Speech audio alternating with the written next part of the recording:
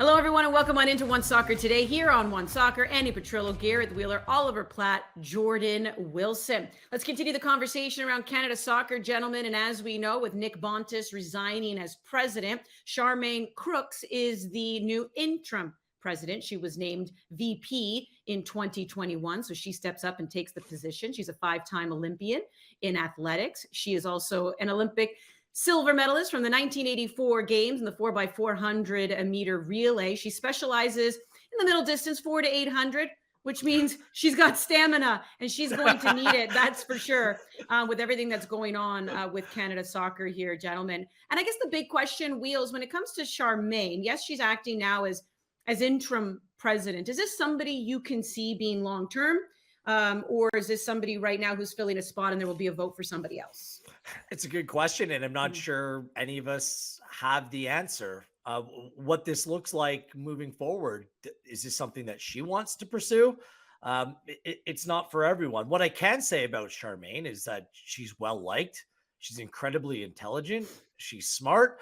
And I think the hope amongst people, not only within the Canadian Soccer Association, but Canadian soccer in general, is that maybe a different voice can bring some calm and stability and maybe take the temperature down a little bit when it comes to the chaotic situation across the board in terms of what's playing out. This is why I was so interested. And we asked the question on Tuesday's show, why now in terms of the provinces going out to force the resignation of Nick Bontis? Now, I reached out to the province. I reached out to their chairman. They're not talking. I received multiple resounding no comments when querying, when asking how this process played out. What I do know, based upon what numerous sources said, is the provinces met on Friday. The proposed increase in terms of contributions to Canadian soccer from the provinces and registration fees, the contributions making are going to the National Association, going from $9 to $20. That wasn't well received. I am also told by sources that there was a motion put forward by one of the presidents of the provincial associations to take down the contribution to the National Association from $9 to $2. Now, was it done out of spite? Why did this happen? It obviously didn't pass and go forward, but clearly they weren't on the same page. I'm not trying to paint anyone in a negative light here, but I think that this just shows that aside from the issues with the national teams, that there are issues across the board that Charmaine, the board, as well as the operational executive that the CSA needs to deal with. When the money funnels up to both senior level national teams, then money has in programming at the provincial level, at the development level, at various levels of Canadian soccer. It's not filtering through like it once did. And so I think that there was reason for discontent amongst the provinces, the way that the CSA was handling its business across the board pertaining to its finances. So what will be interesting to see, and what I'm curious in terms of the why now scenario, why did the presidents of the provinces push now? Could someone involved with the provinces want to run for CSA president? I mean, that could be an explanation as well. Perhaps there's some opportunism, there's some politicking going on behind the scenes. I have no evidence that that's the case, but we'll see when the annual general meeting comes up in May, whether someone involved with the provinces puts their name forward to now become the successor and the long-term president of Canadian soccer. I think that there's a lot in terms of the pathway forward, the questions that need to be answered. And I think that right now, all we know is that Charmaine will be in charge at least till May, perhaps till 2024, when Nick Bontis's reign was supposed to come to an end. That's all we know as of right now. And who puts their name forward, whether it's a player or another executive, we're just not sure where that stands right now. Worth noting, annual meeting of the members, that'll be in May. They are also looking to fill roles in the board of directors, and we'll also see if anything happens with the president position. Deadline tomorrow, by the way. Okay, so for the board, for new board members. So I'm also looking for a little bit of clarification, because it's funny. You're actually reaching out to provinces. I'm talking to parents on the street here, Wheels, because what they're wondering is registration fees going to go up, or was it that the Canada Soccer was going to take more from the pool? Take more from the pool. So that's worth clarifying, because there was a tweet that went out that I feel was a bit misinformed, where it said the way Canada Soccer is going to raise money is basically go after families. And I went, I don't think that's correct. Well, then it would have been incumbent on the provinces to make the decision whether they needed to raise fees to make up for that difference. Make up for it, yeah. Yes. So it could have inevitably, again, things being portrayed that don't provide the entire context. But yeah, I mean, if you went from $9 to $2, was that money going back into the pockets of families and parents? I don't think so. That would have remained within the provinces as well. These are questions that I tried to ask, but again, now that Bontis has resigned, they prefer to provide a no comment, which, you know, it just shows you how deep the politics run in terms of the Canadian Soccer Association and what they actually oversee. It's not just the senior level national teams. There's a lot of people below, from referees to coaching clinics, to programming for youth, for like, it's wide spanning, which makes this job even that much more complicated. Just on Charmaine Crooks quickly, and you know, about electing a new president at that annual meeting you mentioned in May. If you want to find out what's going to happen or what's likely to happen, a good way to do it is to read the bylaws, a real thrilling page-turning document which kind of maps out how this works. I've done it so you don't have to. Yeah, me too. Well done, Ollie. You can explain it. Well, there's a couple of key things that I think probably lead to Charmaine Crooks going through as president until 2024. And the first one is that when a president vacates his position in the middle of his term, the new president serves the unexpired term first. So whoever's elected at this upcoming annual meeting will only be getting a one-year term to 2024, when Nick Bontis's term was set to expire. So that's probably going to not necessarily encourage new candidates to come forward at this moment in time, I think. The other key thing is that to be nominated for president, you have to have served at least one full term as a board member, right? So that immediately limits quite significantly the potential pool of candidates. Personally, I would like to completely do away with that at the next possible opportunity, open it up. Again, to compare to US soccer, we saw that their presidential elections previously, they have people from kind of outside the bubble, if you like Kyle Martino, Eric Ronaldo. These people come in and run for president, and they're probably unlikely to win, but they bring certain issues to the table. They put pressure in certain areas. They make everyone be better, right? And create more accountability for whoever's eventually elected president. So that's something I would like them to get rid of, quite frankly, but it's there right now. And it probably means that, you know, Charmaine going through to next year makes sense. And to be clear, she may well be the outstanding candidate anyway. I'm not questioning that. But just the kind of circumstances will probably lead to that kind of scenario, I think. Just really quickly on the board, and the board noms, Ollie was right, need to be submitted by tomorrow. I think it's going to be a very difficult ask. Like, clearly change needs to be made. The players have called for change of leadership. You know, Charmaine was within the board, and inevitably the president, you know, serves the board of directors. How many people either issue the resignations, decide not to move forward? How much change is required to bring that board, bring true, genuine talent that can make a difference into Canadian soccer onto that board, and to the most talented people that, you know, the CSA would be going after to sit on the board based upon everything that's played out over the last little bit? Do those individuals want to stomach this time of change and potential crisis? It's a big question that needs to be asked, because you want the best people possible on that. And also, just really quickly, like, I think that this also, whatever happens, I think that there's a requirement that the governance of Canadian soccer changes to a certain degree, not just in person, but in the way that decisions are being made. Like, upwards of like 90 members across this country deciding like who the board members are all these people qualified to vote? Like, who's making decisions about the way that Canadian soccer is being run? It's being done a little bit by amateurs, a little bit just in terms of not operating in the shadows, but just operating under a veil of anonymity. I think Ollie's right. Like, opening things up, making things a lot more transparent when it comes to that process and who is making decisions. I think that's important. The governance structure needs to shift and needs to modernize, and this is a real opportunity to do that. Well, and we just keep going back to it again. Clarity, transparency, even going back to the possible raise in registration fees. I had a lot of, parents, when I was talking to them, they said, we wouldn't mind paying more, but where is it going and how is it being handled? Because now everything that's going on, there's a real belief that there is a mismanagement of funds. So it's not that people don't mind, contributing more if they know it goes into the pool of Canada Soccer, if they know that it goes into the youth systems right up to the national teams. They just don't trust that it's being handled properly. We're going to get into the Heritage Committee in just a moment, but Jordan, I wanted to just get your thoughts on this. Again, as a player, when you have a new president come on board, yes, she's an interim president. Do you feel that changes at all the negotiations that are going on between the men and women with a new leader kind of fronting all of this, or is it pretty much still status quo?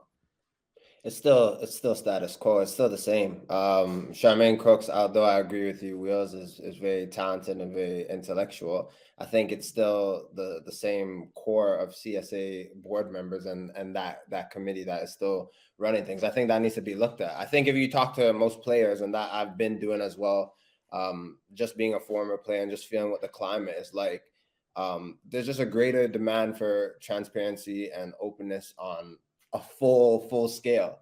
And personally for me, like, I'm listening to when we have our meetings and just Twitter and reading up on things, and just, I would like more information. Like, we all need more information. Now, I'm not saying that's one person from Charmaine Crooks, but I'm saying from CSA as a general body, more information needs to be out there. So yeah, I don't want to ever stifle anyone who's enthusiastic. I was reading what you were saying. It sounds positive, but I think it needs to be looked at in a greater sense. So that's my two cents on that bit. Well, yeah, there are a lot of half-truths that are coming out from all parties, by the way, right? This is why it's not as simple as people would like it to be. We try to do that, but it really isn't. Very complicated here, because you're right, everyone has their different agendas. And maybe it is about changing the system completely, Wheels, to get everyone on board to truly care about the growth of the sport. But it's tough when you do have so many voices, and they all have their different wants and needs when it comes to the sport in this country. But here's the thing, this is what we do know, is that Canada Soccer has been asked to deliver its agreement with Canadian soccer business to the Standing Committee on Canadian Heritage. So they want to look at the deal. They have to submit it by Friday. Heritage Committee said it'll take them about 2 weeks to go through it. So that deal needs to come about, and so do the minutes, I guess, from a very crucial meeting that took part in 2017. Ollie, what are some of the questions we're hoping to have answered once the Heritage Committee gets this deal and has a chance to go through it? Yeah, to be honest, I'm kind of curious as to what the questions will be, to be honest with you. Like, I think from what they've said, there's a couple of things like you mentioned there, Andi. Obviously, the players are going to go first, and they'll talk about gender equity. They'll talk about the cuts made to the program and why that is the case, why it seems like Canada Soccer has no money right now. And so, I think us being kind of very tuned into this, we've kind of already heard from the players, and we've heard what their views are on that front, but this will obviously give it a wider audience. Maybe there'll be things that they'll be willing to say that they've kind of held back for legal reasons to this point. And then, like you said, the CSB deal. I don't exactly know what they're looking for here, to be totally honest with you. I don't know what is going to come out of this, other than a deal was done in, back when it was done, that at the time sure looks different to maybe the situation in Canadian soccer now. But in terms of looking for something nefarious here, I'd be very, very surprised if anything comes out of that. I know that there was an allegation made in some of the initial reporting done on this that it wasn't properly voted on by Canada Soccer board members. It's been said to me that that's all detailed in meeting minutes, and that can be accounted for, and that part of the reporting was factually inaccurate.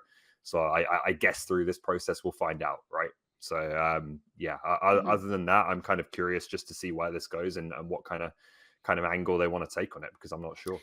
Yeah, so the contract has to be submitted Friday. And then to your point, on March 9th, Sinclair, Becky, Schmidt, and Quinn are the players who will testify. And yes, their main concern, of course, is pay equity is at the heart of what they are discussing right now. And was money spent as fairly as possible on both the women's and men's program? So that's what they're going to dig into. And then, of course, there's the other part was the CSB deal with the CSA done above board? Wheels, what are the questions you are hoping to have answered by the Heritage Committee? I'm a little bit uneasy by all of this. I think that political grandstanding aside, and it'd be naive to think there won't be some of that, because it's a hot button topic. It's an emotional one. And I think that this entire country backs the women. the women's national team and the men's national team in terms of, what's trying to be achieved of leaving this program in a better place. So I think that this is an easy political win to get behind this. But to Ollie's point, what are they looking for? What exact is it? Pay equity? Is it the treatment of the women? Again, we're all told different things because we're trying to dig in to get to the heart of this. And I've been told by multiple sources that the books show that there was pay equity, or not pay equity, equity in terms of funding of the programs, between 2012 and 2019. And obviously the situation that's being explained by some, the demands that required the men to qualify for the World Cup, obviously tilted things in their favor in recent years. This is what we're told. This isn't me saying this. This isn't anyone. This is what we're told. I have not seen the books. I have no idea what it actually looks like. That's what we're told. Is that enough to ease some of the concerns of the women, the women's national team when it comes to this issue? I'm not sure. I'm not sure how deep this goes. I'm not sure what they're looking for in the CSB deal. Like, is that the way that these committees are going to work, where they go over and skim any deal that's made between our national sports associations and beyond that within our business and corporate communities to make sure that, business deals like this all meet their standards? What we do know is that a memorandum of understanding was passed by the board.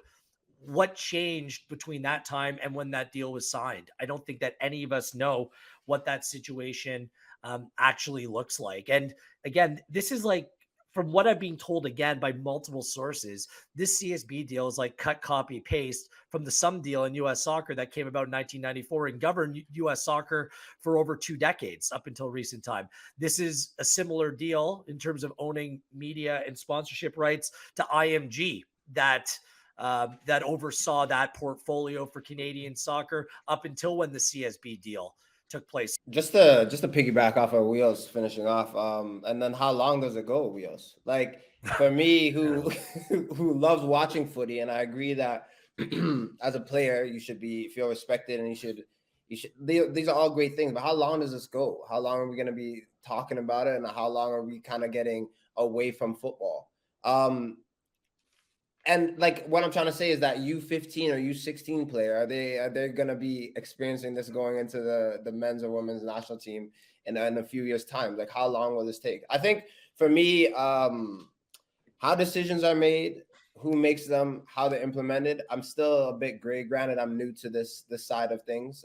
I'm a former player not too long ago, and I think I've always had concerns as a player about how things were done. I still think that is my concern. I think for the women going into this as well, it's just having things laid out. So I think those 3 things stick out to me: how decisions are made, who makes them, how they're implemented, things along those lines. Yeah. That's what I suspect they might find a little bit of, is that when you look at some of the spending on the men's national team over the last couple of years, I think there's going to be money wasted, or money that was not necessarily absolutely essential and has now given them problems down the road. I can think of a few things, right? Like, they made a documentary and put it on YouTube.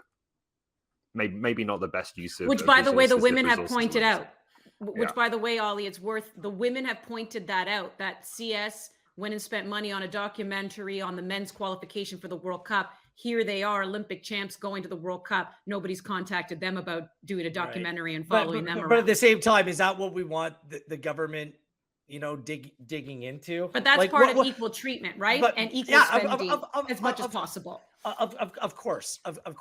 But again, what also came out of the CSB deal, and this is a fact, is a professional league in this country that Jordan played in, that is employing hundreds, it must be thousands of Canadians now by ancillary, not just players, referees, coaches, administrators, media. It's through that deal, we're starting to actually build a Canadian soccer industry. And I think that other things need to be looked at. How did Canada's deal with Nike came about for the jerseys?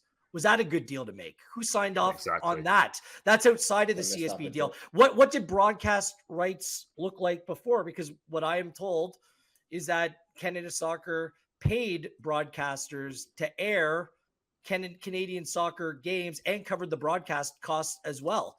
Confirmed by Victor Montaliani, by the way, when we had him came on in show, place. that's what they did. So for me, like, it's fine if you want the CSB deal documents, but there's a lot further that you can go in terms of what they ask outside of just the CSB deal. Like, there's been issues that have resulted in the financial state that Canada Soccer finds itself in well beyond that. So, and if everything's on the table, again, once you're pulling at that string, what are you going to find? Well, I think a lot of this is CSA stuff, to be honest with you. My personal view is, and I know a lot of people won't like this, I'm not particularly concerned about the CSB deal. I think they've still got a very clear case to make as to the way the CSB is building the game in this country. There is CSA stuff, I think, that they handle. Again, the Nike deal is a great example where I think, some stuff that's not really flattering is probably going to come out here. Yeah, and Andy, I know we have to move on, but I want to give a quick update on the women's national team, because it was publicly published that the women's no board basically intention, or the potential intention to strike, was put through on February 15th. Doing the math, 17 days later, the women can technically go on strike if they want midnight Friday night, so 12:01 Saturday morning. My understanding is that Canada Soccer, and this is all about, remember, this is coming back to the CBA negotiations. The women are renegotiating their CBA because the context has completely changed. And Canada Soccer has said that they won't sign no CBA agreement. And it'll be the first CBA agreement with the men's national team, because it never had one before, because it never had a union. But they said that they would not sign a deal unless pay equity was at the heart of it. So while they still await that process to play out, because we're still very much in a holding pattern when it comes to that, I do believe that deadline has been one that is being approached with some kind of urgency for both the CSA and the women's team. They want to make sure that the women are in a position to move forward with the World Cup preparations and go on and not be in a position where they feel like they want to strike. So I'm told, and I believe this is to be being the case, that both sides are moving forward with a temporary solution to kind of satiate the demands of the players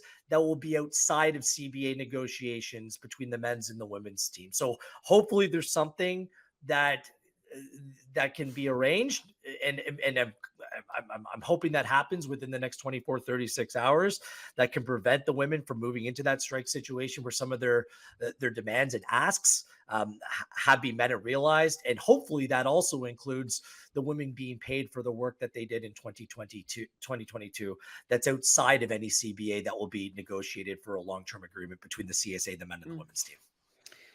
Whew, I feel like there is so much more that we can dive into, because I know that there are people who, I feel like I'm Darren Dreger on here, insider. I don't want to be that. Like, it's just, but that's what we're talking right now. This is what like all the broadcasters have had to deal with when it comes to MLB and NHL, and we want to talk about the game. Like, let's be honest here. Like, that's what we do. And I guess, and this is where, I think we can all completely agree. Jordan, I know you and I have had this conversation of how important it is to have a domestic league, how important it is to support that league. We also understand that, like any business, it suffers in the first maybe 5 to 10 years before it actually starts to turn over a profit. But I also know that a lot of people are going, that's great for the men, but what about the women? And I think, it is worth noting that with Project 8 coming on board, right, that now all eyes are on Project 8 to see what they can do, and nobody wants to step on their toes. And they want to see what, Diana Matheson and company, their goal is 2025. And we really want this league to take off. But because I know, and the reason why I say this, I know a lot of people say, well, why isn't the CSB starting a women's league? Well, because Project 8 has now entered the conversation.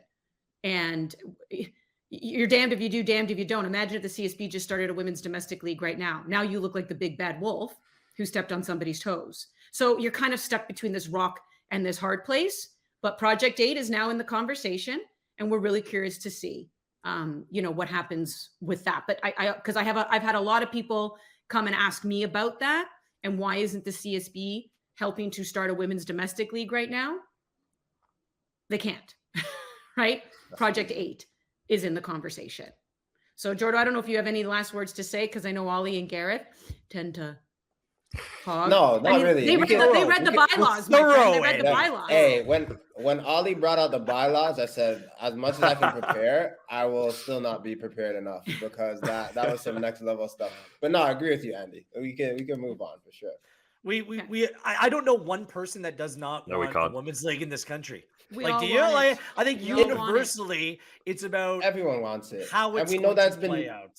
and we know Everyone that's does. been needed for decades. Yes. Yeah, like it's the same with when the CPL came into about. There are people, older brothers, people that say, man, if this league was in place 20 years before, the same way that the men feel, I felt, women feel the same way. And I've talked about it before on many shows of the comparison, and that the opportunities that I was given wasn't the same for a girl that was my same age with probably more talent than me as well, because it just wasn't a league. So we definitely understand it, but I think it was very clear and concise and appropriate for you to say what you said, Andy, because yeah, hands are tied.